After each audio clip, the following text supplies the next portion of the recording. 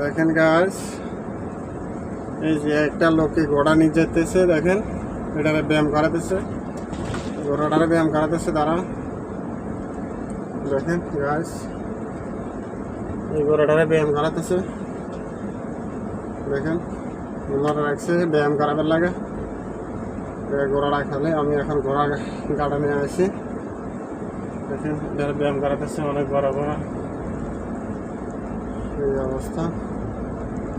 আমি অনেক ঘোড়ার ভিডিও করছি, লাইক শেয়ার করবেন, চাইবেন আপনারা। অনেক সৌন্দর্য ভিডিও করছি।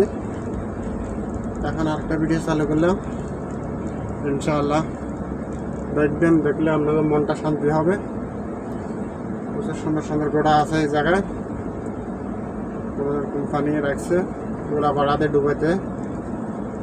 প্রচুর সুন্দর ঘোড়া আছে এখানে। দেখেন গাইস,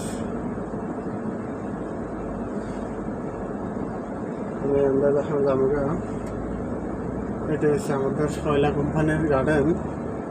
এখানে চিকেন আছিল, মুরগির গার্ডেন ছিল, এখন নাই এই অবস্থা।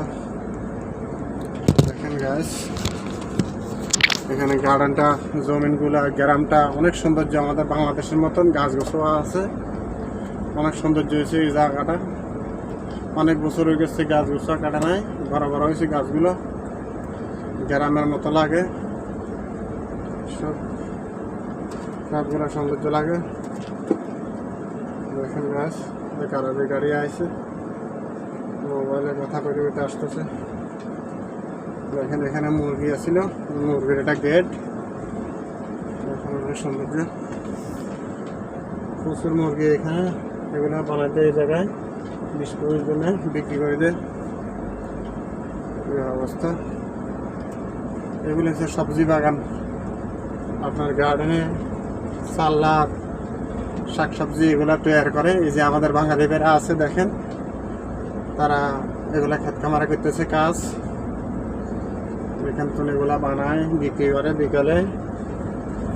এই অবস্থা এই জায়গায়। কষ্ট আছে, প্রচুর কষ্ট। বিদেশে কষ্ট করলে পয়সাও আছে।